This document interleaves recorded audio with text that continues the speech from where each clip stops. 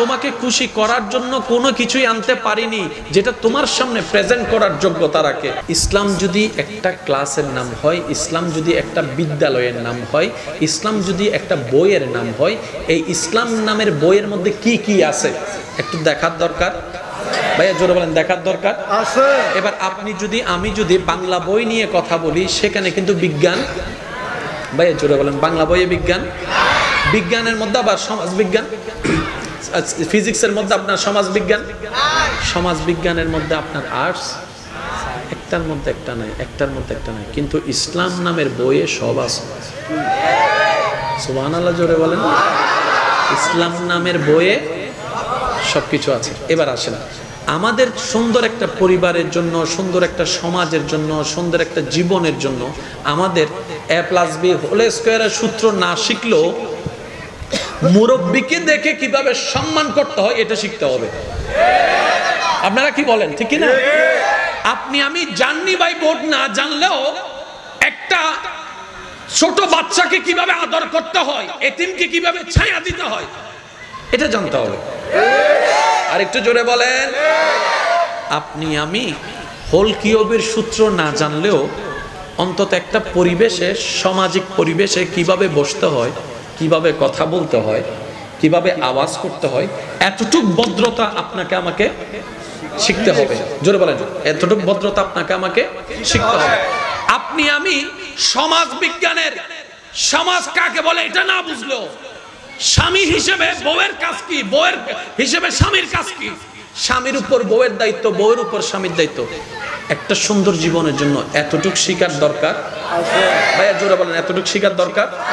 এবার আপনি আমি কোথাও খেতে বসেছি, খাবার দিয়েছে, দুই হাতে যদি বোটকা বোটকা খায়, আমাদের খাওয়া দেখে আরেকজনের খাবার রুচি চলে যাবে। খাওয়ার যে একটা আদব আছে, ভদ্রতা আছে, এটা শিখতে হবে। বলেন এটা শিখতে। বাথরুমে যাওয়ার আদব কি শিখতে, বের হওয়ার আদব কি শিখতে, ভাই একটু জোরে বলেন না, শিখতে। রাস্তায় চলার আদব কি এটা একটু শিখতে। আপনি ঠান্ডা মাথায় গবেষণা করে দেখবেন এই সমস্ত বিষয়ে কোনো পুস্তক কথা বলে নাই, কিন্তু নবী রহমতুল্লিল আলামিন part by part, part by part, part by part প্রত্যেকটা বিষয়ে নবী আল্লাহর নির্দেশে কথা বলে আমাদেরকে সুন্নতের মাধ্যমে শিখাই দিয়েছেন। শুধু তাই নয়, বাথরুমে কিভাবে ঢুকবো সেটাও নবী শিখাই দিয়েছেন। বাথরুম থেকে কিভাবে বের হওয়া উচিত নবীজি সেটাও শিখাই দিয়েছেন। খাওয়ার কিভাবে শুরু করব, ডান থেকে না বাম থেকে, এটাও শিখিয়ে দিয়েছেন। কিভাবে বসবো সেটাও শিখিয়ে দিয়েছেন। শুরুটা কি বলে হবে সেটাও শিখিয়ে দিয়েছেন। শেষ হওয়ার পরে কি করতে হবে এটাও শিখিয়ে দিয়েছেন।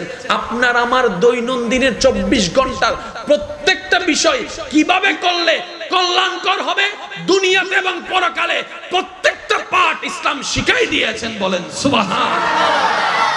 এবার আমরা যদি সত্যিকার বুদ্ধিমান হই, আমাদের ইসলামের নিয়ম মানা ছাড়া দ্বিতীয় কোনো উপায় নাই। জোরে বলেন না, দ্বিতীয় কোনো উপায় নাই। এবার আসেন, এই যে বাজারে কিংবা আপনি কোথাও মার্কেটিং করতে গিয়েছেন, 1 কেজি বলে আধা কেজি ধরাই দিছে, এটা কি ভালো কাজ না খারাপ কাজ? ভাই একটু জোরে বলেন না, ভালো না খারাপ? এটা কি ন্যায় না অন্যায়? এটা কি আমাদের জন্য, সমাজের জন্য, পরিবারের জন্য, দেশের জন্য ভালো না খারাপ? তাহলে এই জিনিসটা খারাপ কেউ কথা বলে নাই, কিন্তু ইসলাম এটা নিয়েও কথা বলেছে, ওজনে কখনো কম বেশ করিও না। সুবহানাল্লাহ জোরে বলেন, আর একটু জোরে বলেন। ইসলাম এটা নিয়েও কথা বলেছে। আমি শুধু আমার যুব সমাজের কাছে এতটুকু মেসেজ দিতে চাচ্ছি, আপনি আমি যখন অন্যজনের কথায় পড়ে ইসলামকে বিভিন্ন জায়গায় ভুল বুঝার জন্য চেষ্টা করছি, ব্রেন ওয়াশ হয়ে, আমি শ্রদ্ধার সাথে আমার ভাই বোনদের কাছে এতটুকু বলি, যেখানে ইসলাম আছে, যেখানে কোরআন আছে, যেখানে সুন্নাহ আছে, যেখানে আল্লাহ আছে, যেখানে নবী আছে, যেখানে আহলে বায়াত আছে, যেখানে সাহাবায়ে কেরাম আছে, যেখানে আউলিয়ায়ে কেরাম আছে, এখানে আর দ্বিতীয় কোনো অপশনের দরকার আমাদের জন্য কমপ্লিট আছে, টোটাল কমপ্লিট আছে। নিতে জানি নাই, ব্যর্থ আমি। নেওয়ার মতো নিতে জানি নাই, ব্যর্থ আমার, ইসলামের নয়। কথা বলেন ঠিক কিনা? একবার সবাই মিলে দরুদ শরীফ পড়েন, আল্লাহুম্মা সাল্লি আলা সাইয়্যিদিনা মাওলানা মুহাম্মদ ওয়া আলা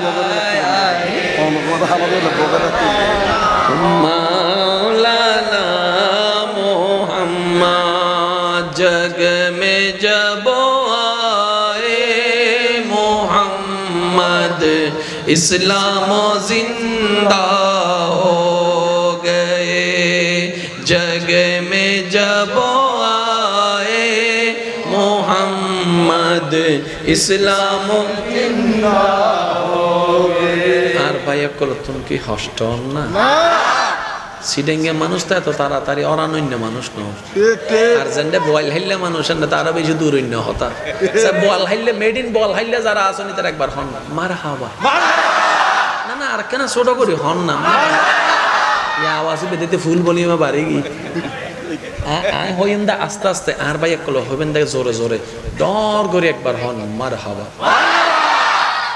এবার আমি যে কথাগুলো বলছি মনে বসাই নেবেন ইনশাআল্লাহ ইনশাআল্লাহ আপনার সন্তানকে ডক্টর ডাক্তার ইঞ্জিনিয়ার ব্যবসায়ী চাকরিজীবী প্রবাসী যেটা বানানোর বানান সমস্যা নেই কিন্তু ওনার ভিতরে দুইটা জিনিস ফিট করে দেন বেশি কিছু বোঝার দরকার নেই এতটুকু বুঝেন দুইটা জিনিস ফিট করে দেন একটা হচ্ছে আল্লাহর ভয় আর একটা হচ্ছে নবী এবং আল্লাহর প্রিয় বান্দাদের প্রতি ভালোবাসা বেশি কিছু লাগবে না আমি বিস্তারিত বললে অনেক কিছু আপনার মাথার উপর দিয়ে চলে যাবে হয়তো আপনি এটা মনে করতে পারেন সেজন্য আমি শর্টকাটে বলছি আপনার সন্তানদের কাছে সন্তানদের অন্তরে কথায় কাজে যেভাবে পারেন দুইটা জিনিস ফিট করে দেন কথায় কাজে শুধু আল্লাহর ভয়টা ঢুকাবেন বাবা এটা করিও না আল্লাহ নারাজ হবে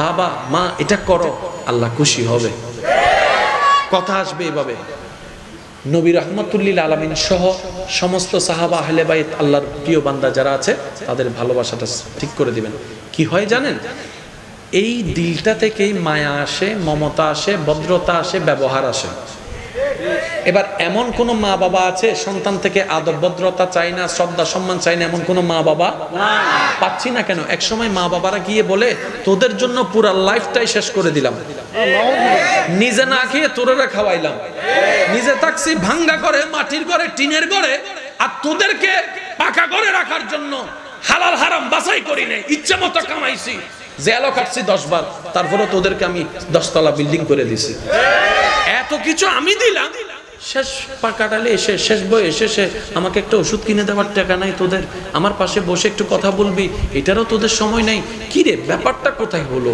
ওই যে আপনি আমি আগে ভুল করে ফেলছি ওই ভুলের মাসুলটা এখন দেওয়া লাগতেছে এবার আপনি একটু টোটাল হিসাবটা করেন আলেম ওলামার মা বাবা আছে না নাই আমাদের সমাজে আলেম ওলামার মা বাবা আছে না নাই এবার আপনারা সবাই জানেন আপনি আপনার এলাকার যদি একটু হিসাব টানেন একজন মুয়াজ্জিনের মাসিক হাদিয়া কত দেওয়া হয় 7,000 8,000 5,000 এর বেশি দেওয়া হয় না অথচ প্রত্যেকদিন দ্রব্যমূল্যের দাম বাড়তেছে আপনি আমরা যারা 50-60,000 70,000 টাকা মাসে বেতন পাচ্ছি আমাদের সংসার চালাতে কষ্ট হয়ে যাচ্ছে সেই জায়গায় একজন মুয়াজ্জিন একজন ইমাম এই 7,000 8,000 টাকায় সংসার কিভাবে চালাচ্ছে এটা একটু ভেবে দেখার সবার দরকার আছে নৈতিকত দরকার সবার আছে এবার একটু ক্যালকুলেশনটা করার চেষ্টা করি আপনারও যেই বাজার মুয়াজ্জিন সাহেবেরও একই বাজার আপনারও যে খাবার ওনারও একই খাবার আপনার জন্য যে দাম ওনার জন্য একই দাম তো যেখানে আপনি 40,000 টাকায় সংসার চালাতে পারছেন না উনি 8,000 টাকায় সংসার চালাচ্ছে তাও আবার মা বাবাকে সাথে নিয়ে আপনি দেখেন অনেক কষ্ট নেবেন আমি সবার কথা বলছি না কিছু কিছু অনেক বড় বড় প্রফেশনাল মা বাবা সাথে নাই হয়তো গ্রামে আর না হয় বৃদ্ধাশ্রমে কিন্তু মুয়াজ্জিনের মা দেখেন খবর নিয়ে দেখেন মুয়াজ্জিনের সাথে আছে আপনারা একটু সাক্ষী দিয়ে বলেন আছে না নাই আপনারা আপনাদের এলাকাটা বলেন আছে না নাই ইমামের মা ইমামের সাথে খতিবের মা খতিবের সাথে মেজরিটি পার্সেন্ট আছে না নাই আছে জোরে বলেন মেজরিটি পার্সেন্ট আছে না নাই আছে এটা কেন হয় জানেন এটা হচ্ছে ওই যে ছোটবেলায় শিখেছে বিররুল ওয়ালিদাইন রব্বির হামহুমা কামা রব্বায়ানি সাগীরা তো ওনাদেরও কিন্তু রাগ খুব লাগে কষ্ট লাগে কিন্তু ওই যে কোরআন হাদিসের ছায়া বসে গিয়েছে মনে ওই রাগটা কন্ট্রোল হয়ে যায় আল্লাহর ভয়টা ওই খেদমতটা করার জন্য সহযোগিতা করে বলেন সুবহানাল্লাহ 19-20 নাই কোথায় সব জায়গায় আছে আমি মেজরিটি পার্সেন্টের কথা বলছি ঠিক অনেকে বলবেন অনেকে বলতে পারেন, আমি জানি কোন কথা কিভাবে বলা দরকার। কথা বলেন ঠিক কি না? মাশাআল্লাহ কত নিচ্ছে লাগেন বাবাজি, এই হানা হাইয়ার উড়ে ফেলা ইতার আল্লাহ আছে না। মাইকের আওয়াজ যতটুকু যাচ্ছে, যে যেখান থেকে শুনতে পাচ্ছেন একটু গভীর মনোযোগ। আমাদের বাংলাদেশের মধ্যে 64টা জেলায় রাজধানী বলা হয়। ভাইয়া বলেন রাজধানী বলা হয়।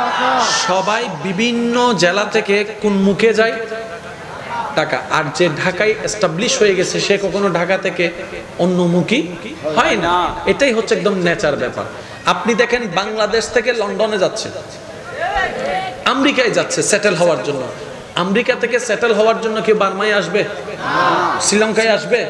কারণ মানুষ সবসময় উন্নতির দিকে যেতে চায়, অবনতির দিকে নয়।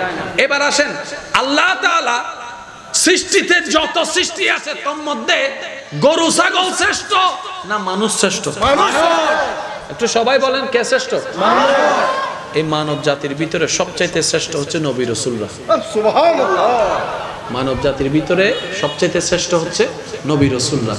আর নবী রাসূলের লিস্টের মধ্যে যিনি সবচাইতে শ্রেষ্ঠ, আল্লাহ যাকে সবার মাঝে শ্রেষ্ঠ বানিয়েছেন, তিনি আপনার আমার নবী রাহমাতুল লিল আলামিন। উচ্চ আওয়াজে বলেন সুবহানাল্লাহ। ঠিক আছে, ঠিক আছে। এবার আসেন, আল্লাহ তাআলা একটু সরেন, ওই মুরব্বী চেতে যাবে আবার। এত লাডিলই ভিডিও শুরু দিলে খবর আছে, সরে যাবে। একবার বলেন আলহামদুলিল্লাহ। আচ্ছা, একটু মনোযোগ দিবেন, একটু মনোযোগ। আল্লাহ তাআলা আমাদের নবীকে পাঠানোর জন্য সারা বিশ্বের মধ্যে কোন দেশ বাছাই করেছেন? জাজিরাতুল আরব। জাজিরাতুল আরব, যেটার এখন বর্তমান নাম হচ্ছে সৌদি আরব। আগে ছিল কি?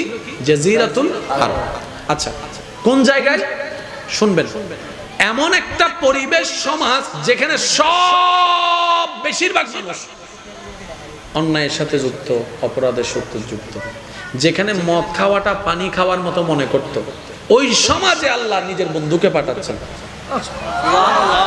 আর একটু জোরে বলতে হবে। এইখানে আমাদের জন্য শিকার অনেক কিছু আছে, বুঝার অনেক কিছু আছে জীবন নিয়ে। আমি সবার মনোযোগ আকর্ষণ করছি। আপনি আর আমি হলে বন্ধুকে, আপনকে, প্রিয়কে শ্রেষ্ঠ জায়গায় পাঠাইতাম, কিন্তু আল্লাহ তৎকালীন শ্রেষ্ঠ ছিল রোম। আল্লাহ রোমে পাঠায় নাই। আল্লাহ এমন একটা জায়গায় পাঠাচ্ছে, এমন একটা পরিবেশে, যাদের চরিত্রের কারণে ওই সময়কে বলা হতো আইয়ামে জাহিলিয়া।